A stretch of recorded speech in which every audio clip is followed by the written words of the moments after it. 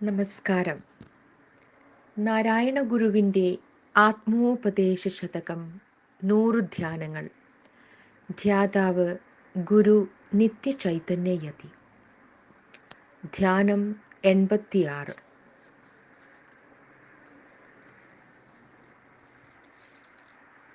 തനു മുതലായതു സർവമൊന്നിലൊന്നില്ല, അനൃതവുമായതിനാലയന്യഭാഗം അനുദിനമസ്തമിയാതിരിക്കയാലേ പുനരുതരൂപവുമായി പൊലിഞ്ഞിടുന്നു. ഓരോ ശരീരവും വേറെ വേറെയായി കാണപ്പെടുന്നു. ഒന്നുപോലെയല്ല മറ്റൊന്ന്. അച്ഛനിൽ നിന്നും അമ്മയിൽ നിന്നും മക്കൾ വരുന്നു. അപ്പോഴേക്കും അപ്പൂപ്പനും അമ്മൂമ്മയ്ക്കും പ്രായമാകുന്നു. അവരുടെയും പിന്നിലുള്ള മുത്തപ്പനും മുത്തമ്മയും മരിച്ചു പോകുന്നു. ഇനിയും അപ്പൂപ്പനും അമ്മൂമ്മയും മരിക്കും. പിന്നെ അച്ഛനും അമ്മയും.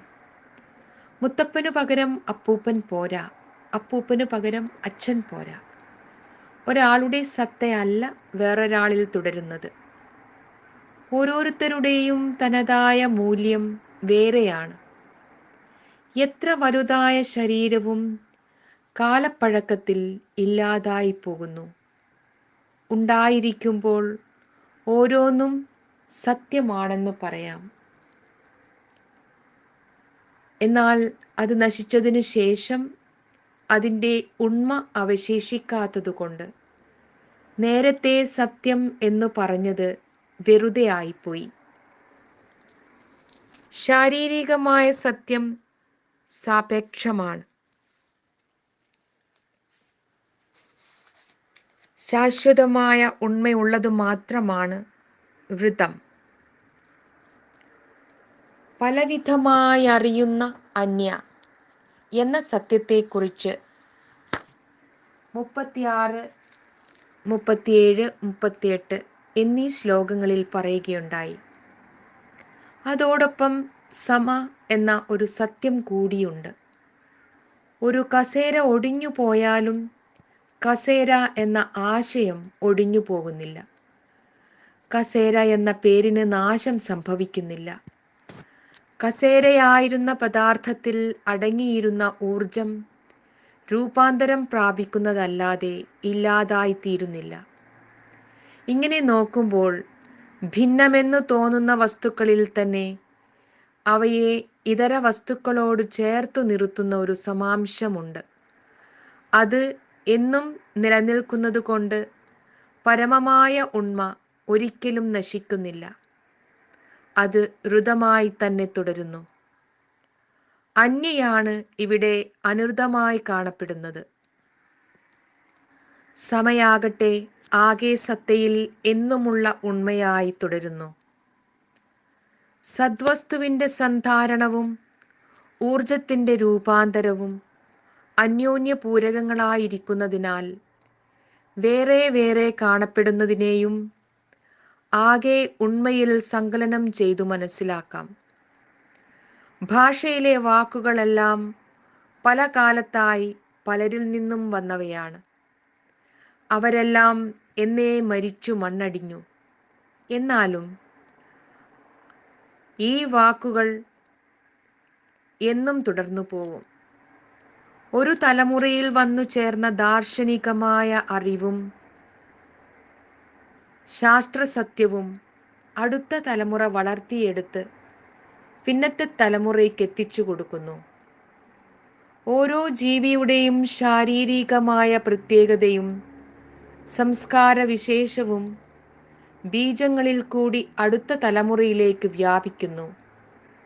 ഇങ്ങനെ സത്യത്തെ ശാശ്വതീകരിക്കുന്ന ഋതം സാപേക്ഷികതകളിൽ കൂടി കടന്നു പോകുന്ന ഒരു നിരപേക്ഷതയെ ഉണ്ടാക്കുന്നു. രണ്ടു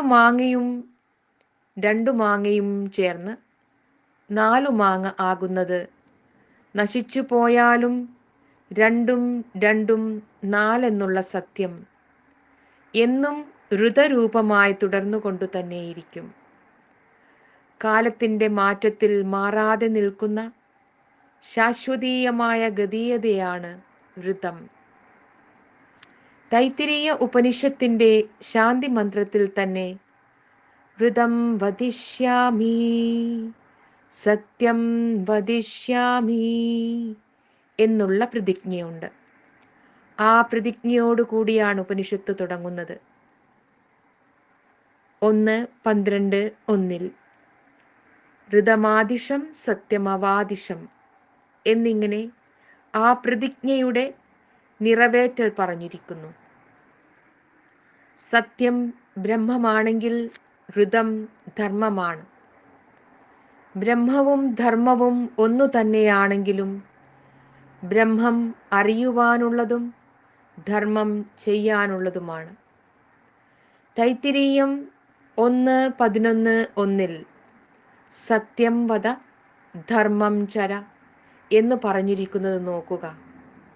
ഉപനിഷത് ധർമ്മം അനുസരിച്ച് ജീവിക്കുന്ന സുകൃതികളെപ്പറ്റി കഠോപനിഷത്തിൽ 1-ാം അധ്യായം 3-ാം വല്ലിയിൽ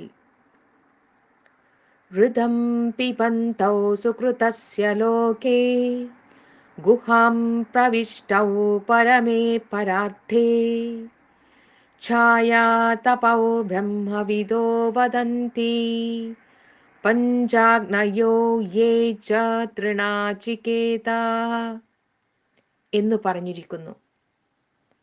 സുകൃത ലോകത്തിൽ ഋതത്തെ പാനം ചെയ്യുന്നവരായി 2 പേരുണ്ട്. അവർ 2 പരമവും പരാർദ്ധവുമായിരിക്കുന്ന ഗുഹയിൽ പ്രവേശിക്കുന്നു. ബ്രഹ്മവിത്തുക്കളും പഞ്ചാഗ്നി പൂജ ചെയ്യുന്നവരും നാചികേത യജ്ഞം നടത്തുന്നവരും ഇവരെ വെളിച്ചവും നിഴലുമായി അറിയുന്നു.